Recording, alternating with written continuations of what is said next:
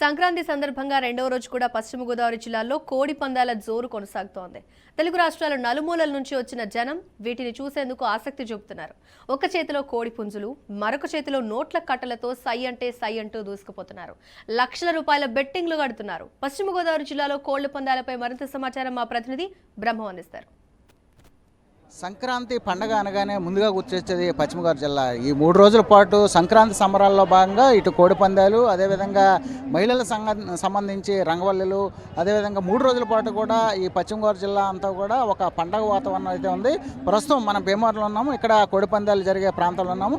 అసలు ఈ కోడి పందాలు ఎలా జరుగుతున్నాయి, ఈ సంక్రాంతి సంబరాలు ఏ విధంగా జరుగుతున్నాయి అనే విషయాన్ని తెలుసుకునే ప్రయత్నం చేద్దాం. సరే, మీరు ఎక్కడి నుంచి వచ్చారు? ఈ కోడి పందాలు ఎలా జరుగుతున్నాయి? మేము భీమవరం నుంచి వచ్చాము. సంక్రాంతి అంటేనే కోడి పందాలు మామూలుగా పిల్లల పండుగ అన్నీ బాగా జరుపుకుంటాం.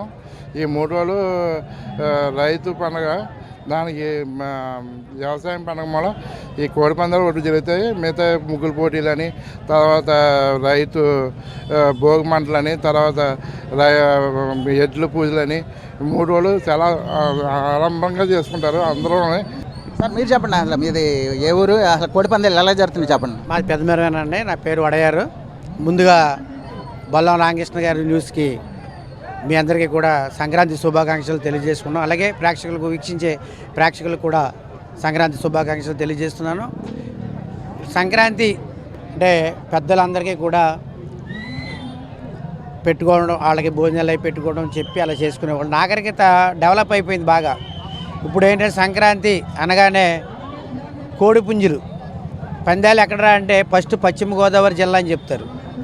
ఇది అనాదిగా వస్తుంది. కోడి పందాలు మన విజయనగర సామ్రాజ్యం రాజుల కాడి నుంచి కూడా రావడం జరిగింది. మా పెద్దమేరం రాజులు ఇప్పుడు మాట్లాడారు కదా, సుబ్బరాజు గారు. మరి ఇలాంటి రాజుగారులు అందరూ కూడా రాజులు, క్షత్రియులే ఎక్కువగా ముందుండి నడిపిస్తూ ఉంటారు ఈ కోడి పందాలు. ఎక్కడెక్కడి నుంచో అనేక దూర ప్రాంతాల నుంచి ఈ పెద్దమేరం రావడం జరిగింది. మీరు బయట బహుశా చూసే ఉంటారు. కార్లు ఇవన్నీ కూడా హైదరాబాద్, తెలంగాణ అవనివ్వండి, రాయలసీమ నుంచి, అలాగే శ్రీకాకుళం నుంచి కూడా ఇక్కడికి వచ్చి ఈ 4 రోజులు కూడా ఏ హోటల్స్ కానీ లాడ్జీలు కానీ ఖాళీ లేవు. ప్రతి ఒక్కరు కూడా ఇక్కడ కుల మత భేదాలు ఏమి ఉండవు. మీ పశ్చిమ గోదావరి జిల్లా అంటేనే పీస్ఫుల్.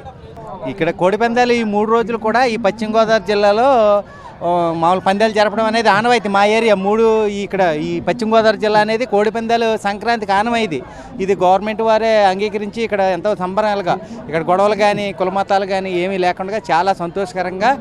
మెయిన్ ఏంటంటే ఇక్కడ మా ఏరియా అంతా కూడా మెయిన్ రాజులు సాంప్రదాయం అంటే ఆటోమేటిక్గా మీకు చెప్పవసరం లేదు. ఎక్కడో గల్ఫ్ దేశాల్లో కూడా మా కట్టుబాట్లకి పెద్ద విలువ ఉంది. అందుకని ఇక్కడ కులమతాలకి అతీతంగా ఇక్కడ ఎంతో సంబరంగా జరుపుతారు. మరీ ముఖ్యంగా ఏంటంటే ఇక్కడ వచ్చినటువంటి ప్రతి ఒక్కరూ కూడా ఎంతో సంతోషంగా, ఆనందంగా, ఏ విధమైనటువంటి గొడవలు లేకుండా సంతోషంగా ఈ కోడి పందాల్లో పాల్గొనడం జరుగుతుందండి. మాకు ఇది పందాలకి ఇచ్చినటువంటి గవర్నమెంట్ వారికి కానీ, పోలీసు వారికి కానీ. అంటే ఈ కోడి ఏంటి, ఈ రంగు ఏంటి, లేకపోతే ఈ రంగు ఏంటి, అసలు ఈరోజు సంక్రాంతి సంబరాలకు సంబంధించి ఈరోజు ఎటువంటి కోళ్ళు పందెం గెలుస్తాయని మీరు అనుకుంటున్నారు? అంటే అదే నక్షత్ర బలాన్ని బట్టి ఉంటుందండి. ఈ రోజు నేను ఇప్పుడు పింగళాని కక్కిరేకి వేసాం, మా పింగళాయి పొడిచిందండి. అలాగే రంగును బట్టి, అవతల కోడి రంగును బట్టి, జోట్లు ఎరుపుకు పందెం, తెలుపుకు పందెం అని ఉంటుంది. ఆ రంగును బట్టి ఆ కోడి పొడుస్తుంది జరుగుతుంది. అంతేగాని 1 సైడ్ రంగులు కానీ మోసాలు కానీ ఏముండవు. అవతల కోడిని బట్టి, కోడి పందెం అనుకోండి జోట్లో కోడి పొడుస్తుంది, జోట్లో ఎరుపుకు పందెం అనుకోండి ఎరుపు కాళ్ళది పొడుస్తుంది. అంతేగాని ఈ పక్కాగా ఇదే పొడుస్తుంది అని ఏముండదు. ఓ ఏట మాంసం లాంటివి వేపుకుని ఆ పందెం పుంజులు తయారు చేయడం జరుగుతుంది. వాటి బలాన్ని బట్టి వీక్షించడం జరుగుతుంది. 3 రోజుల పాటు కూడా కోడి పందాలకు సంబంధించి పెద్ద ఎత్తున అయితే నిర్వహిస్తున్నారు ఇక్కడ ఉన్నటువంటి నిర్వాహకులు. ఇది పరిస్థితి. కెమెరా రాజుతో బ్రహ్మం, BRK న్యూస్, భీమవరం నుంచి.